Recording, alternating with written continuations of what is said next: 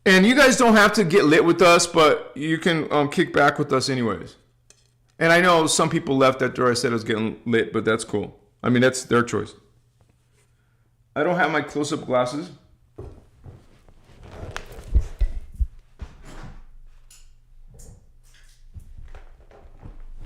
For inflammation, I recommend this for inflammation.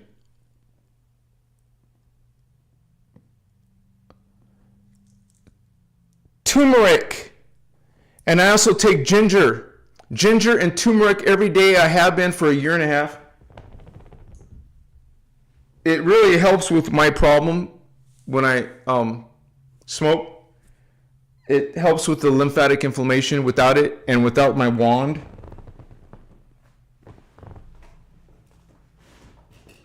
I don't know what I would do.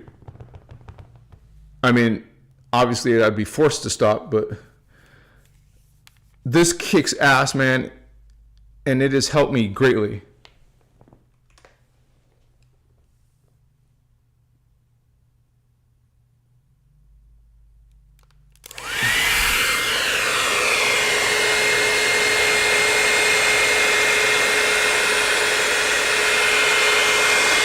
Of course, you should be doing it without your shirt on.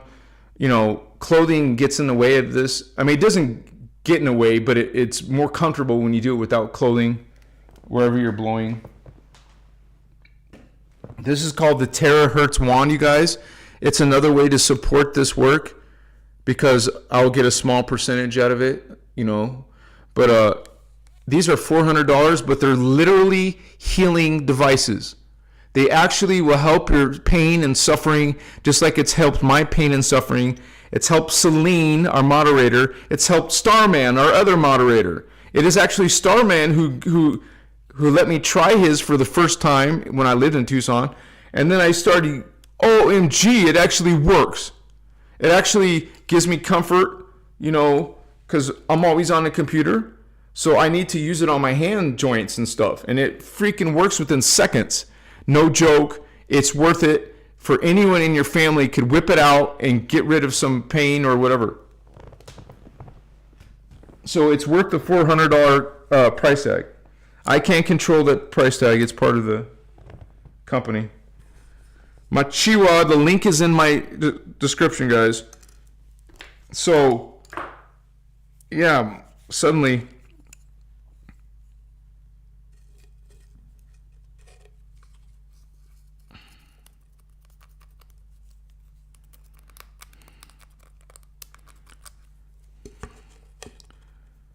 the little holes you gotta poke out.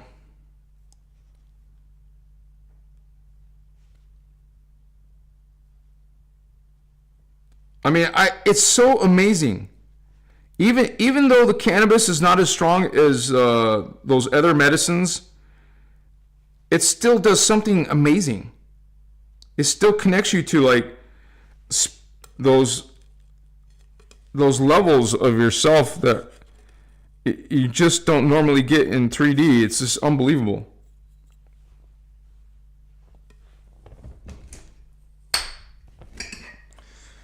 And so it's real chill, and we just respect each other, and I immediately feel it in my chakras. So, and then you get to perceive from the chakras. I mean, you'll start perceiving, the medicine is doing its work. It does its work.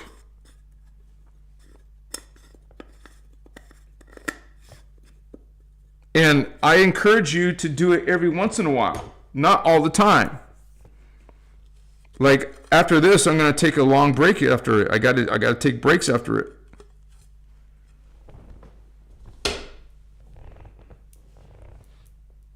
Thank you for hanging with me. Those of you who stayed and hanged with us. It doesn't mean you're also doing it. It just means that you're ready to rock and roll. It's always sacred to me because I will have this visions of higher selves. I will see my selves. I will see my family of consciousness. They could be in the particle matrix universe. They could be in the antiparticle parallel universe. They could be at different dimensions. They could be in different body forms. Look like aliens. And think about this. As you awaken yourself, you can start to speak their languages, man, to other selves. I don't do channeling. I used to when I was at the beginning of my journey. I was always trying to channel. And it was no problem for me. As an indigo child, I didn't know I was an indigo child, but I had no problem channeling. Dude, I kicked that shit out of my life when I found these teachings. And now it just happened naturally where, first of all, I started seeing my aura. I was like, what the? I didn't know what it was. I just saw this vapor energy around me. I'm like, holy cow, that's my aura. Like, I didn't know what it was. I had to stare at, what is that? What is this moving vapor thing? My Chiwa holy ones. Transmission hand, right hand, your palm chakra, transmute, or project. Whatever you want to project into it. It's charging. Charge the medicine with whatever you want to accomplish.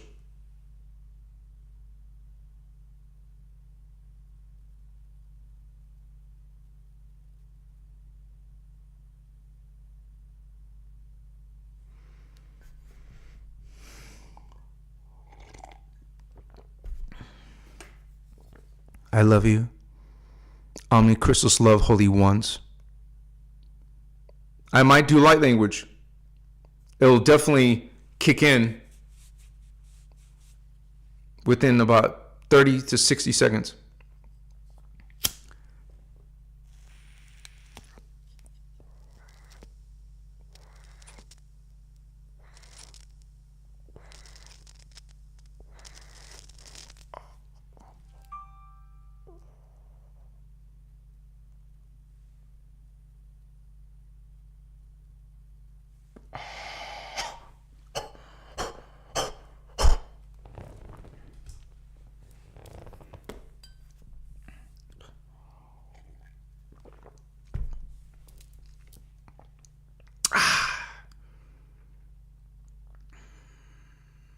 I usually like to do simple mudra because I actually literally feel the current in my fingertips. Because this is a chakra, and you have a chakra, minor chakras in your fingertips. And this is why when I meditate with my eyes open and I'm walking, I don't always meditate like that, but that's one thing I like. But I also would like to hold crystals because that is on my palm chakra. And my fingertip chakras are around it. And I feel literally physical energy when you're in an altered state, whether that's meditation or just years of experience or natural ability or whatever.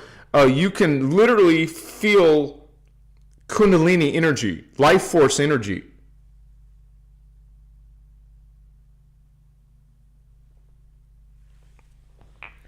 And I will light some more incense as we get into this higher state. Is it still hot, the charcoal? I don't know. I might have to light a new one.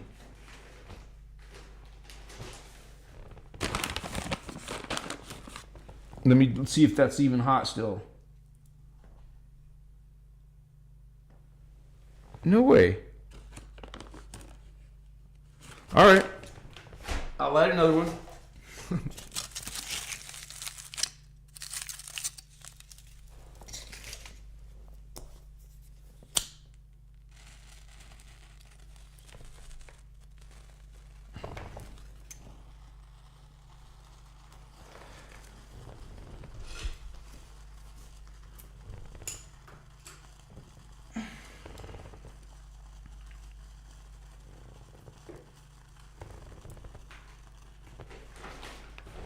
Honestly, guys, I encourage you every time you get lit to have spiritual cleansing and protecting. Seriously. No matter how advanced you are, no matter how good you are. Like good as in Christic. Always have layers of protection like this beside your Maharic seal. And when you're feeling down and out, when you're feeling not your best self, well, that's the first thing I think about is going into smudging, cleansing my light body. Smudging and cleansing. You're protecting and cleansing.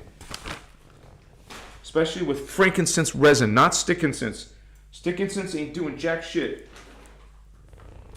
No, real. It's not doing anything except pollute your space with chemicals. If you go research research the chemicals they put in stick incense, and you will find out for yourself.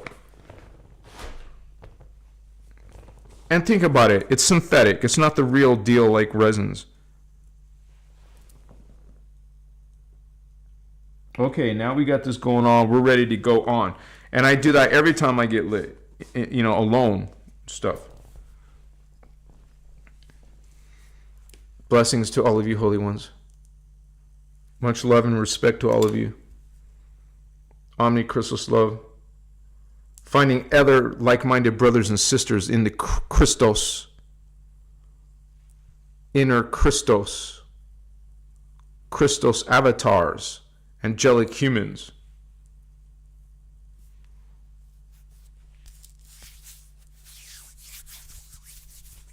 So it'll start working. It's just still your brother Thavian, but you realize the consciousness frequency, it goes up. And I say that because it's an expansion. It's an expansion. So the co-creation of this sacred plant, some people think it's sacred. Okay, I believe it's sacred. It's the old Indian chiefs, Native Americans. They sit in a teepee and they pass around the pipe, and they go into these expanded awareness. But in their ignorance, much respect, I'm just saying, they don't know about this. That's what being ignorant is, not having the information or the knowledge. They don't have the knowledge of the innerchristos in those Native American tribes. So you could say they even, like, if it's not spirit animals or some type of gods they believe in, it's still not law of one. It's not considering that all beings are the one source, or maybe some of those cosmologies say that. There's some distortions because of, realize they're coming out of Aztec, Maya, and Inca, the Native Americans. Different tribes, but their hereditary is coming up from South America, Central America, Central Maya, Aztec, Mexicali, this is all coming from a source. And those sources are angelic human tribes. And there's also some smaller groups of indigo children, because there's mostly angelic humans. And then, but we also have, just normal humans who don't have this awareness. They're stuck in 3D, or even less, 2.5 strand. There's a lot of humans who are de-evolving. When you don't even understand what evolution is, then you're not going to understand de-evolution. But it's a real thing. Some people are de-evolving on Earth. There is no global awakening. Some people believe that. Bless you. Sorry, I don't agree. And so it just takes discernment and see that in the world that there is very high level fallen angelic activity, dark avatars, and populations of their races are on the planet. You can't have a global awakening from that. That's an invasion. You're going to get a partial awakening, because there is censorship, there is control. If you see a bigger thing that you're in the middle of this control system, you're like in the middle of some fallen angelic puppet show. What can you do? You aim for the Christos, the Christ, the actual diamond sun level of all humans. The angelic human is diamond sun, 12 strands of DNA. This is memory again of angelic humans. We're speaking about the angelic humans, whether it's popular in New Age or not, because there is a level, a higher level of humans, not this level, a higher one that is angelic. We have an angelic identity. We also have an archangelic identity, as the Lyran, Syrian, and Anuhazi they're called. And above that, we have the holy avatars, Christos avatars, Anuhazi. Welcome, Anuhazi. Azarites, Oraphine, Ayani, Indigos, Starseeds, Cloistered Races, Holy Wands. Oakaye. Masutas. You have this, every time I try this medicine, co-create with this medicine, I see memories and lifetimes, dude. Like right now, I was just seeing Native Americans. I just talking about them. It's part of this connection. And so I think also I was in those days as one of those Holy Grail lines. We're indigos. You can remember other indigo lifetimes, not just this earth one, even. We've done service around the multiverse, but they're a big deal in the humans because we come out of that line, or they come into that line. The Ascended Masters incarnate in those lines. So we have Melchizedek, we have Ayani, Indigo Children, Holy Grail lines, beings like Jeshua coming down, and then there's going to be all kinds of fallen angelic legions and their fake religions. It's a form of control amongst the political control, the science control. It's their show, man. So all we can do is transmute our own selves and try to teach others the same opportunity, and show them how they can awaken and heal and keep this fallen angelic demonic energy off of you.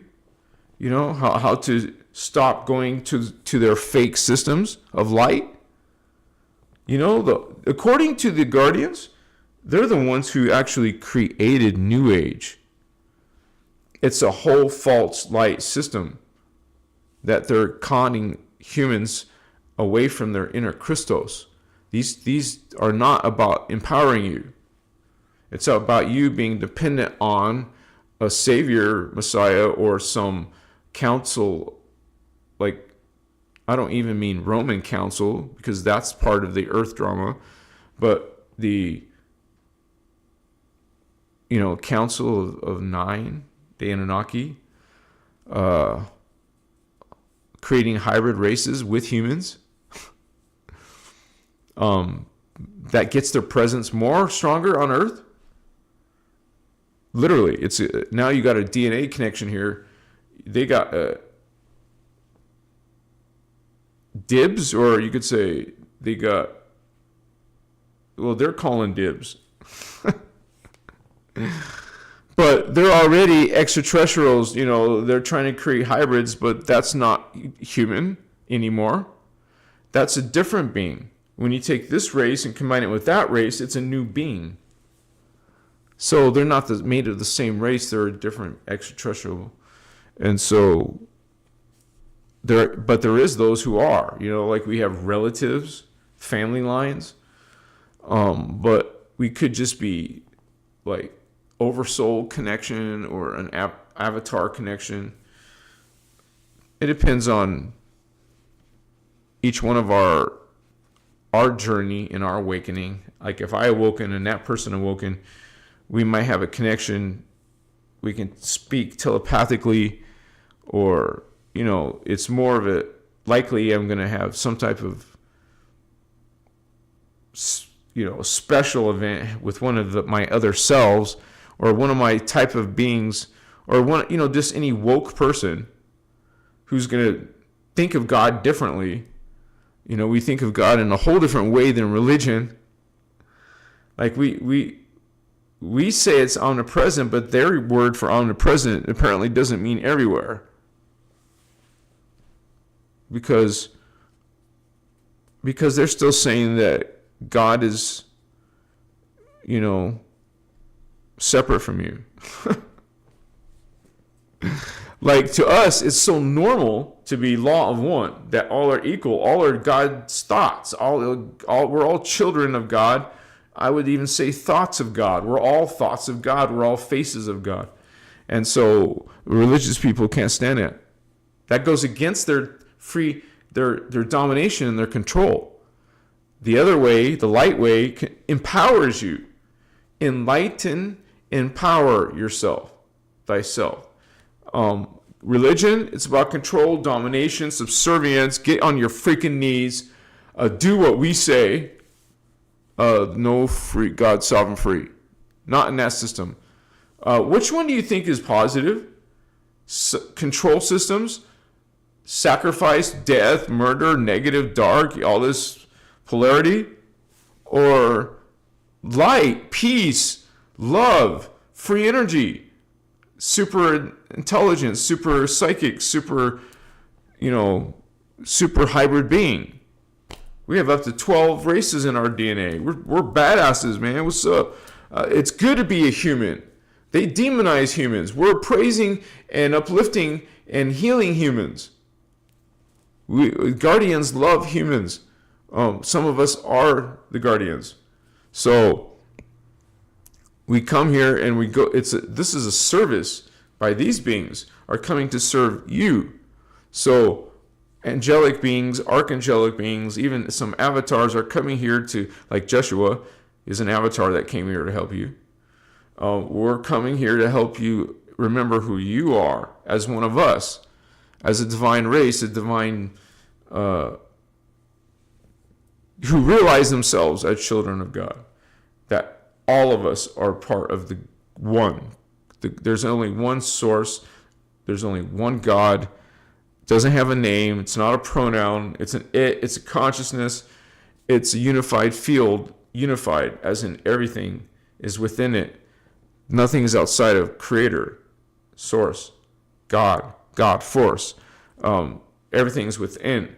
And so as these holy beings are part of God, one with God, there's not going to be any more wars when you're one with God. God, ungodly. And that is used in the Emerald Order's MST, Master Stewardship Initiative, or MSI, or it's one of the PDFs. It's like Voyagers, but bigger. It's bigger than Voyagers, but includes Voyagers. So it's interesting. Stewardship Initiative. I'm pretty sure it was the Master Stewardship Initiative, MST, but that doesn't make sense. Initiative. Stewardship Mission, something like that. But man, OMG, it's just right in there. Like you say, no way, yes way. Look right there. Like I've confirmed some of these teachings in my own experiences. Like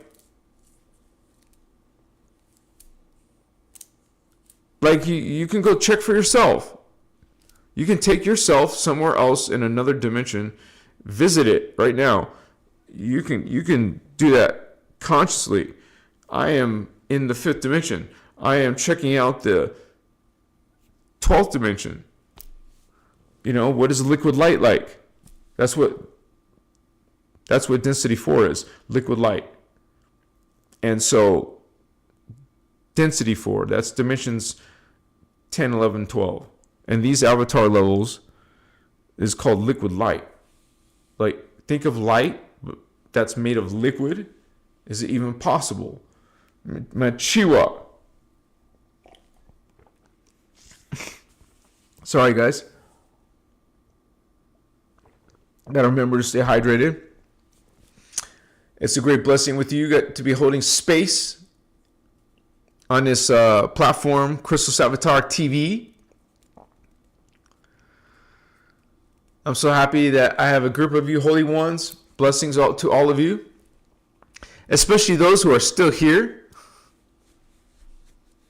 You're the true Achimasur, awakening thyself, finding yourself, right?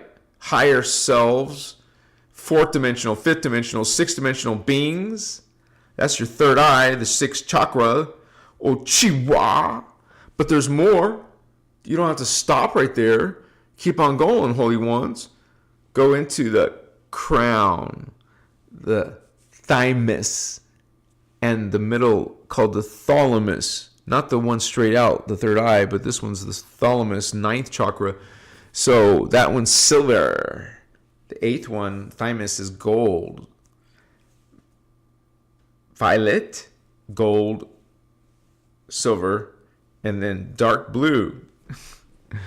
Almost looks like dark navy blue, dark blue or blue black, you can call it, blue black. Chakra, 6 inches above your head, is the 10th dark blue chakra. Blue black chakra. There is no word for it, I guess. I gave different examples of how to say it. But then there's a dark silver chakra, 1.5 foot above your head.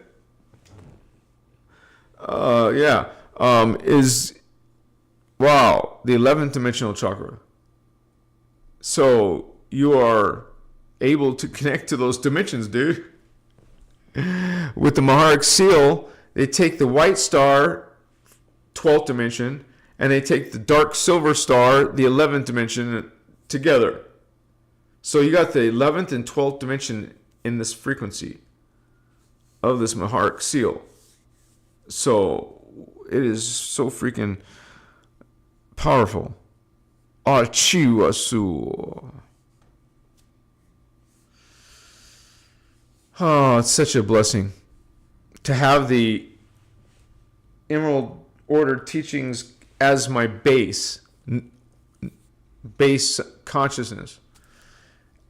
Understanding reality and God and spirit and my own experiences through the teachings. Like learning about the universal matrix, time matrix, learning about how there's 24 connected ones, how each one actually has a antiparticle version of itself, like a parallel version, but the spiritual science of it. We learn the spiritual science so we can understand the structure, the levels of source, creator, and know that we have identity there, and we have identity levels all the way up to what we compared to what we are now as a 3D human.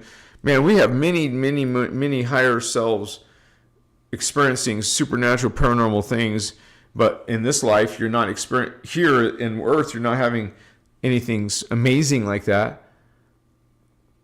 but you will.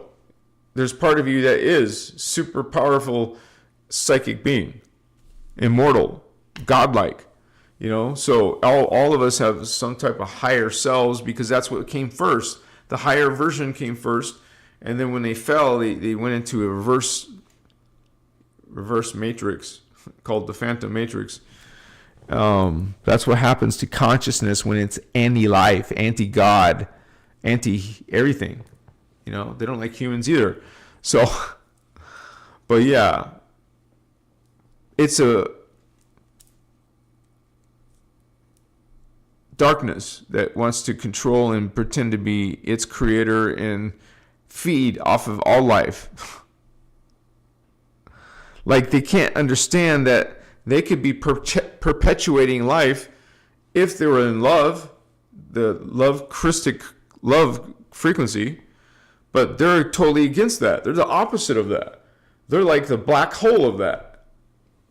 Life and the death of black hole system. So it could be super beautiful and amazing and powerful. Well, it's going to be powerful either way. Beautiful, amazing, magical, chicas, Iowa, yeah. Like, there's different levels. You'll see, I see different levels of myself. It's a trip. Like just a normal ET, or just, like a lion, cat people type of thing, or a blue-skinned indigo child on Sirius B, or the Maharaji, we're called the priest kings and magi kings. So we lived in those times, and we were these levels of ourselves, like royalty. Why would they have that wording, right? So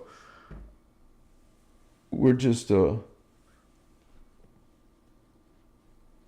don't know, exploring that as we all waking up together. Like some of you are tripping out and experiencing your higher selves.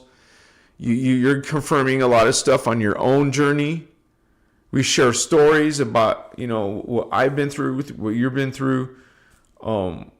We spread that around. People become aware. So we can help more people as the message gets out. I'm telling a bunch of people, you're telling a bunch of people, we're all telling a bunch of people. We can all make use of this social media. Like you can make your own videos. I'll keep making videos, awakening people. That's kind of like our job, right? Like our purpose to come here, because we didn't need to come here. We're higher up. That means we don't need to come down. It's to do service. It's to do help. It's to do healing and teach those to facilitate healing. So, I mean, you see this levels or you don't really. I mean, you can't prove it to someone. They have to have that awareness to themselves. Like, I can't, there's no way, I wouldn't even try to convince people. They're either going to believe already coming to this channel, or they're not and move on. But some people might catch their attention. But, until you see the full picture, you might just get a part of it. Not the full picture, but enough that you would start going a different way in your life. That's the way it was for me, man. It just, I used to be okay, a nice work. Like I had a small business I talked to you guys about before, and it did good money for myself.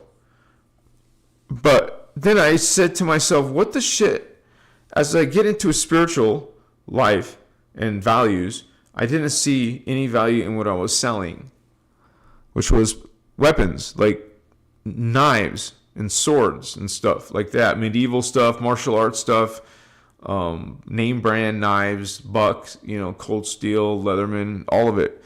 Pepper spray, stun guns, handcuffs, leg cuffs, all kinds of security and personal defense, tasers, pepper spray, stun guns. Wow. Blowguns, crossbows, mostly that kind of stuff. Not like weapons.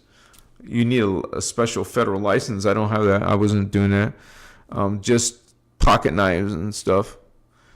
Brass knuckles even.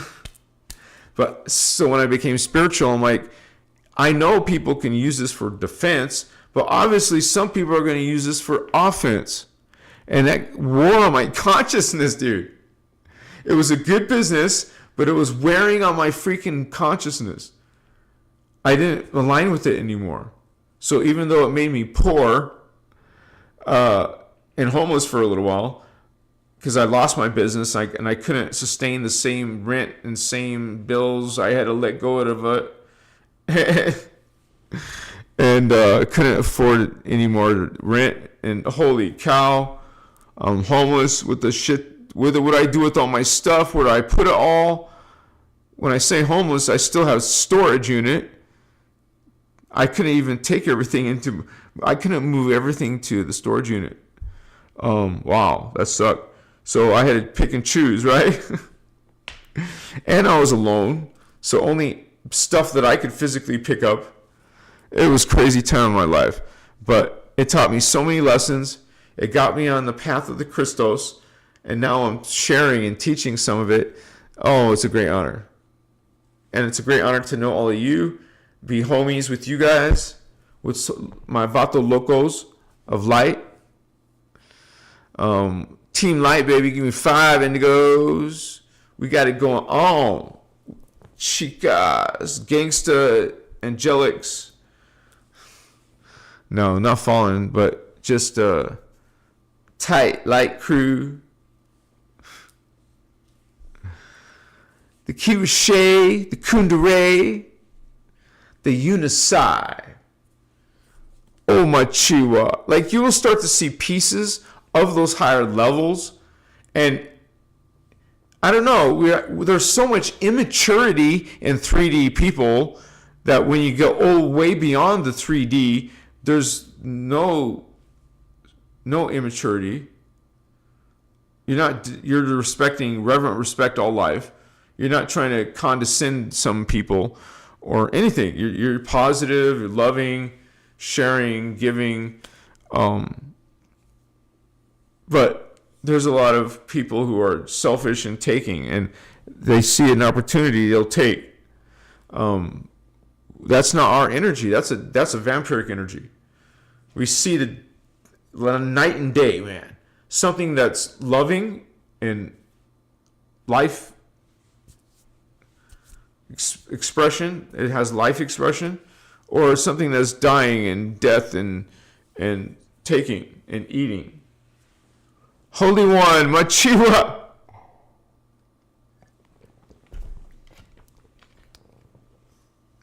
Okay, I'm still trying to do this in grace. Thank you, all you homies. 87 of you Vato Locos. That's a 15. Indigo Wizard. What's up, Vatos? Handpan Mermaid. Woohoo! Thank you, Mermaid. Thank you, Indigo Wizard. 9 Vatos. Yeah. So yeah, this is definitely, you see it's different on medicine, but it's definitely strong, like high perception. Like you kick in these senses, man. People won't believe. Like, I don't expect people to believe. I'm not trying to convince anyone. But we have this, it's like, what the shit, man?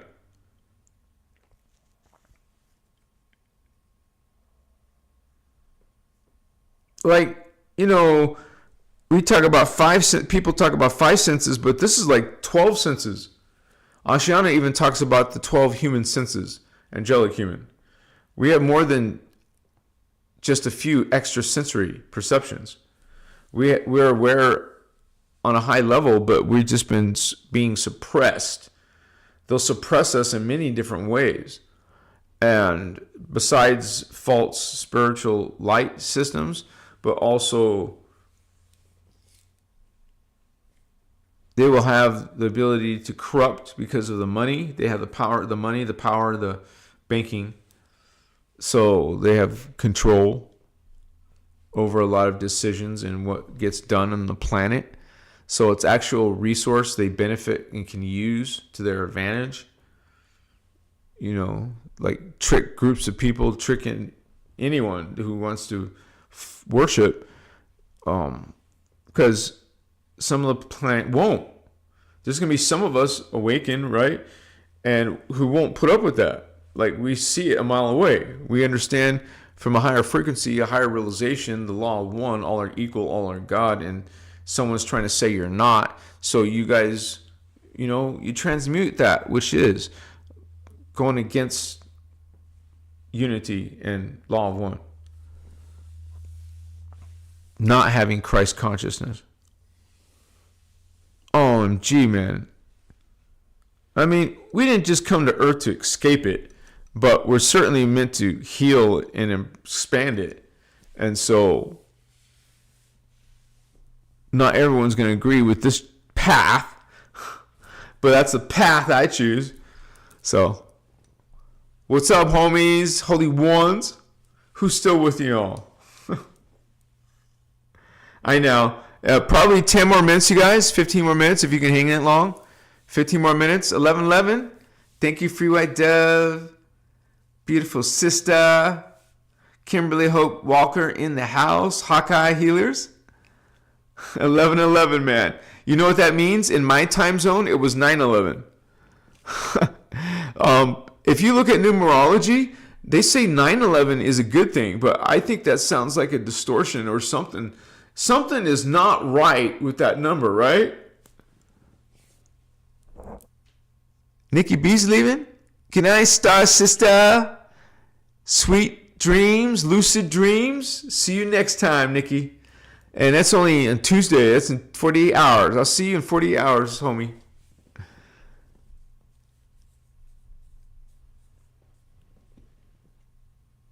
Anarchy, Barbie, Fitness, giving some good tips there, Star Sister. Thank you. Yeah, you guys, co-create with each other. Support each other. Thank you, homie. Nikki B, love you, sister. Peace. But yeah, we go into some beautiful awakening, and we can be happy. You know, it's called eternal joy. Have you felt joy lately? Because, you know, there's something that's the opposite of joy. So we go with the positive and the loving.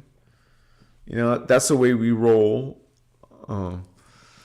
Positive and loving and human, you know, cheering on the human, not putting down the human. I love you guys. We have potential.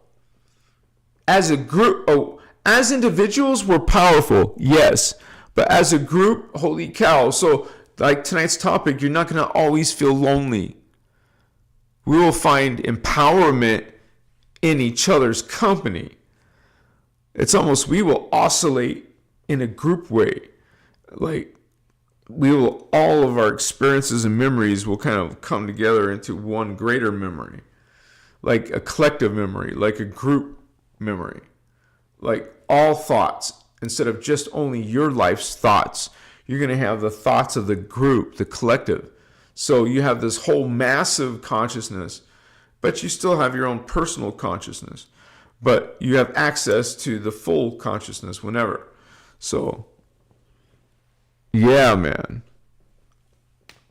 And if you're like stuck in this loneliness, like a polarity point of view, you're disempowered until you align yourself with your true self, like higher self, because lower selves can be more distorted, low vibration in lower dimensions. And so, yeah, man, we came here even though the danger of the lower dimension. We're like celestial beings outside of carbon matter, but we come down to carbon matter, and we could risk ourselves becoming entangled in the matrix. So, if you know, because it's possible, because some indigos have fallen for the dark side. So, you guys have to be very mindful of falling into the ego, and then as a spiritual person in the ego, you can cause a lot of damage. You'll sometimes find ego in spiritual groups or so-called spiritual people. That's an early sign that something is not up with this person. I don't know. You'd be picking up some obvious signs, but you ignore it, and then you're gonna be surprised later, or that they disappoint you or betray you. Yeah, man, some people do that still. Some people still will screw someone over or stab someone in the back. Like You know that there is in some humans this hybrid fallen angelic. Like, you'll see it in their character, man. And what do you think the fallen angelics are about? They are this into really dark shit. Fallen angels are twisted, horrible type of character beings who want suffering and death. I mean, psychotic type of consciousness. Psycho loco, right? They just want to harm and kill and control. They're very twisted, and wow, it's like so powerful on earth. It's got a grip on earth. Some of us will try to make a difference. Some of us are going to defend, guard. We guard. We have this lion or warrior. At least I do. This like lion, not just warrior, but like mystic warrior, magi king, priest king, baby. What's up? I think this is why it reflects in some of my art. Like some of these ETs, they're not like superficial, but they're well off. They don't have problems like lack of anything. Total different existence than what 3D humans' life existence is. like they're like godlike. One of them could be like a god to our whole planet. Like there's so much more advanced in us. Excuse me. It's not like people can really understand what they're doing up there.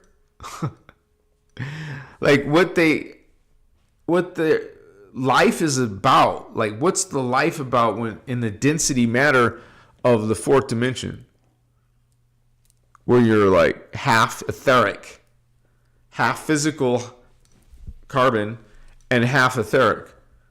You're like ghost-like. You're like, whoa, can I put my hand through your body?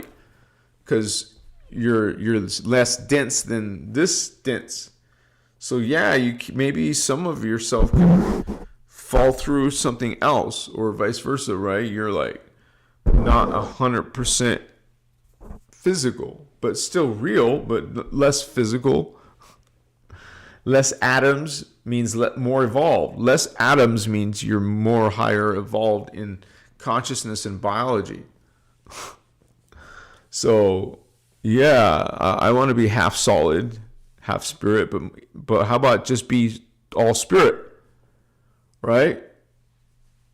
We claim sovereignty. Achiwa.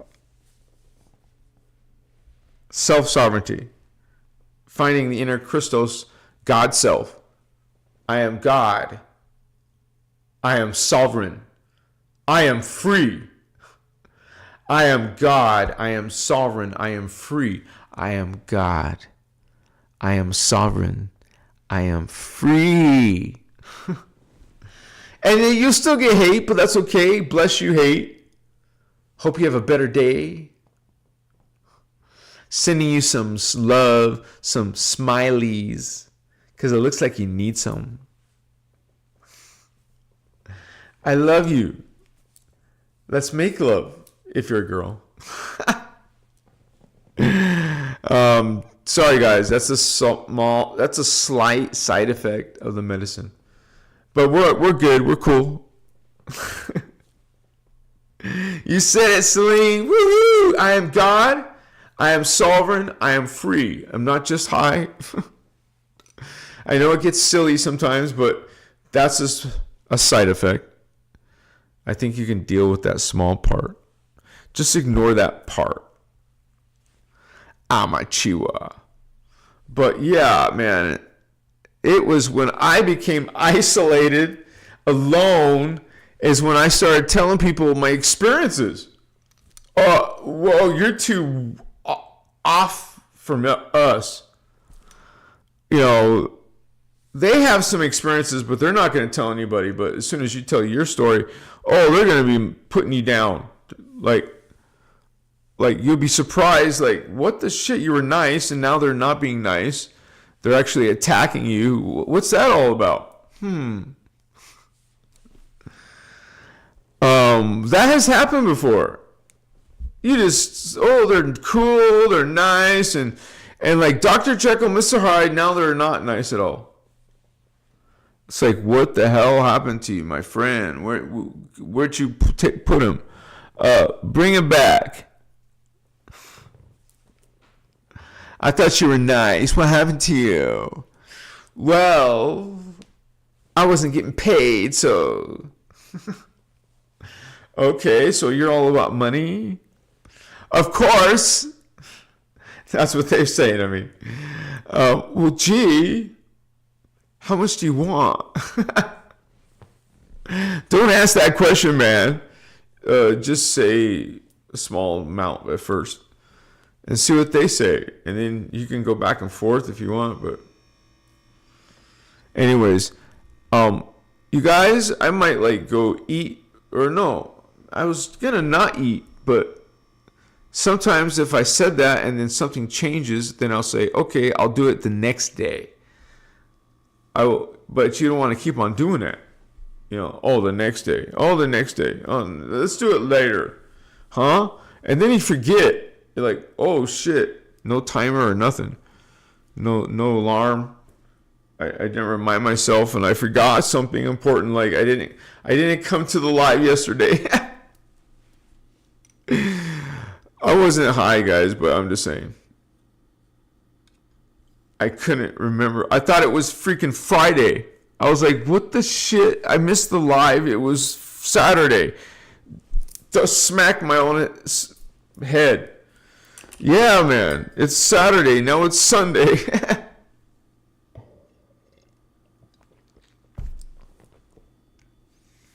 But what's another cool thing is to try to see your aura. Or try to see the moving vapor that's moving around your body. Because I see something like sometimes, I don't mean the smoke of the incense, but you have to use your peripheral vision when you look at something. Look to the side. It's the sides of the eye, the peripheral vision, where you can see something. See? Not looking at it, but I can see it moving and shaking, right? I see it, Machua. You have to see it. Amakaya. Make visualizations. That's part of your power. To see things. You're exercising this, the third eye. The pituitary. The pineal, they say. Activate your pineal, and you shall see spiritual worlds that you used to mock and make fun of. That doesn't exist until you saw some paranormal thing. Like you felt some energy or something that made you doubt your previous idea. Maybe there is something to spirit. Maybe there is a God. Well, not from religion God, but certainly there is a God. Can you imagine that there's some people on the planet who don't believe in a God, and that after they die, everything stops existing? It doesn't take much thought to know that's bullshit. Obviously, you see from a different lens when you are awoken to these teachings, multidimensional spiritual science, and you can explain karma. You can explain what is Ascension. You can explain what is Jedi powers. You can explain what are these ET gods and fallen angel ET gods. Just because they're more advanced doesn't mean you worship them as a god, but that's what the gods are. They're ETs, not human beings. They're other types of beings, and they're saying, hey, worship us. We are your creators. Here's some miracles. Now follow us. I mean, it's more detailed than that, but basically, yeah. If you don't fear us, you're toast. We don't need you. We eliminate you. Oh, you want to worship us? Okay. Make generations of slaves, all worshiping and giving power, making them stronger. You're feeding them. You're making these beings stronger over you, more intelligent over you. And it goes on until there's no more control. I mean, you don't have that freedom. Now you're in bondage. It's kind of like that. Almost, not exactly, but you still have some abilities to get and acquire things that they normally wouldn't allow. But it's just so beautiful, man. Like, I know when you wake out of this medicine, you have more of a 3D point of view. When you're on the medicine, you start seeing many countless levels of myself. And so I can do that even with my eyes open, because I'm seeing kind of like bilocating. I'm this place, this location, and another location, bilocation, where it doesn't even matter the distance. If it's 100 yards or 100 astronomical units, somewhere far in a distant galaxy. Mochiwa.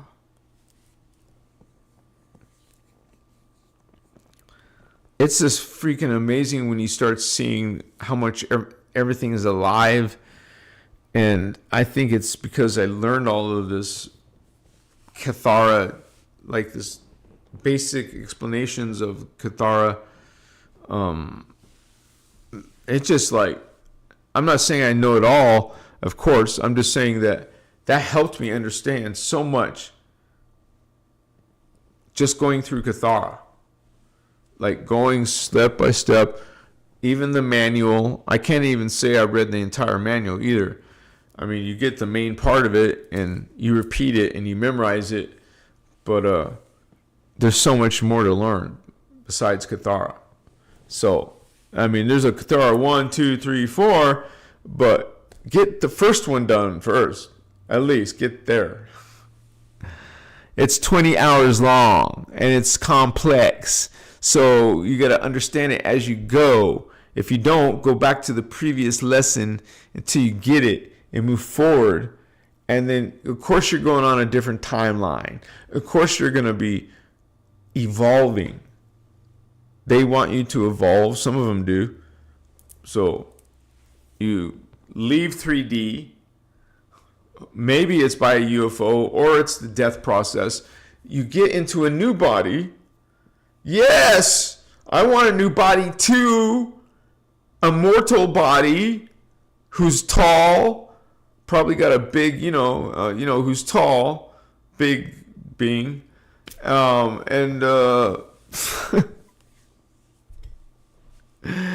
Immortal's pretty cool. Yeah, I can dig immortal and not aging. So when we're all fine ass, beautiful angelic humans, we're all gonna look fine ass, like perfect bodies. That's what a 12-strand DNA template does. You get your divine blueprint. You get a divine body. You can't say she's perfect, and so is he. We're part of that perfectness, okay? But we're in the matrix where you can create distortion or light based on your knowledge and healing of the innerchristos, the inner God. I mean, even some of their ranks don't even know that part of the teaching, right? Of course, that's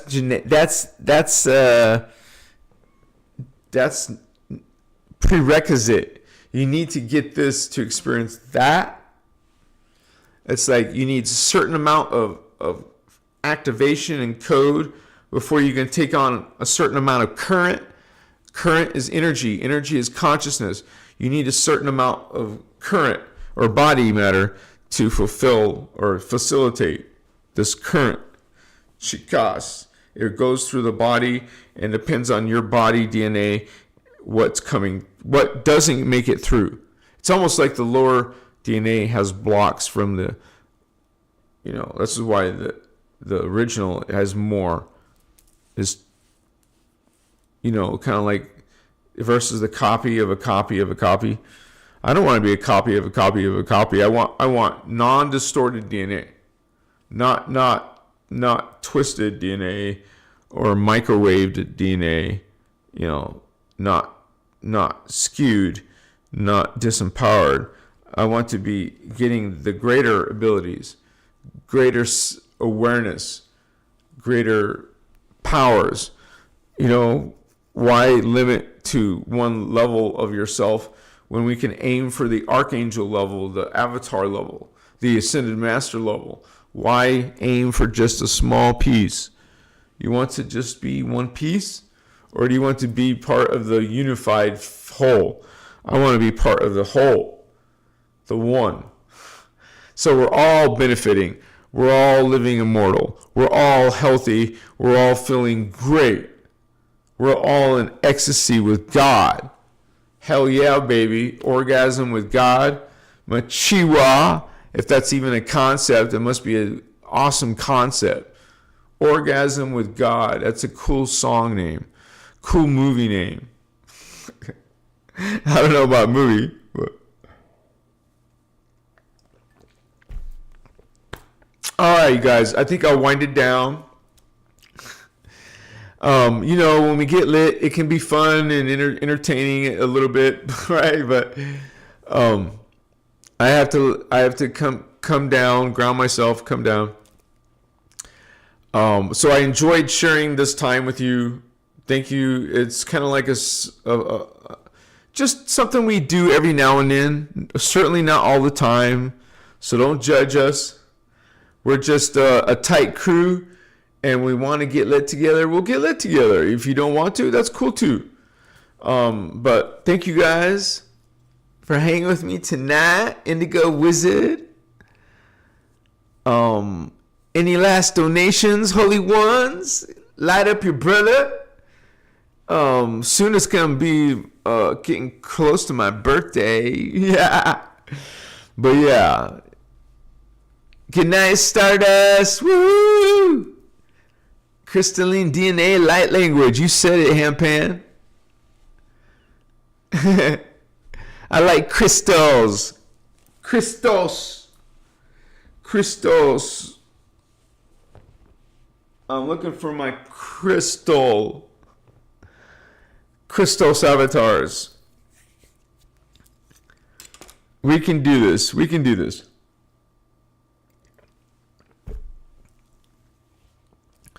Shaddai Ure Akumtan. Shaddai Ure Akumtan. Shaddai Ure Akumtan. And you can keep saying that as many times as you want. I mean, it's only a good thing. Reinforce that. Bring it up within second when you need it. Chikas. And sing the songs, baby. Like I know, like Om Omeda I Patuma. I know that one. And I know the mentor technique and the Mahar Seal technique and a few other techniques. You get into Merkaba eventually. Merkaba star. That's going to be part of our teachings, you guys. So, one step at a time. You guys have a blessed 48 hours. I'll see you in 48 hours, you guys. Have a beautiful rest of your evening. Don't worry, I won't always be like this, but sometimes it's part of my it's part of this fun energy. So namaste to all of you. Peace to all of you. I can't wait to expand with you, Holy Ones. It's a great honor to be awakening with you, Holy Ones. Team Human. Team Indigo, Vato Locals. Wow. Indigo Wizards memorized almost all the songs. This is Crystal Quartz. And I got Auralite. Auralite 23. Almost looks like amethyst, but it's a lot more. It has up to 23 different elements and crystals in here. Very strong. Yeah, baby. Chicas. I encourage everyone to have at least one crystal. Have at least one crystal, guys. All right, you guys. Angelic humans. Much love and respect to you guys. I'll see you on Saturday, Vatos. And we'll continue on a new video topic. Kisses and hugs. We can be our children. My inner child. Come on, guys. Let's come together with our inner child. Just a bunch of kids. We're star kids. I am millions of years old. How old are you, homie? Say, I'm almost 1 trillion years old, Holmes. So I've been in this universal system for 950 billion years. That's almost 1 trillion. Good night. I love you. Much respect. Peace, y'all. Just feeling good. Good night. Good night, sweetheart. Well, it's time to go. Do, do, do, do, do. Omni. Christos. Christos. Love. Omni Christos love. No emojis. I didn't have emojis. Sorry.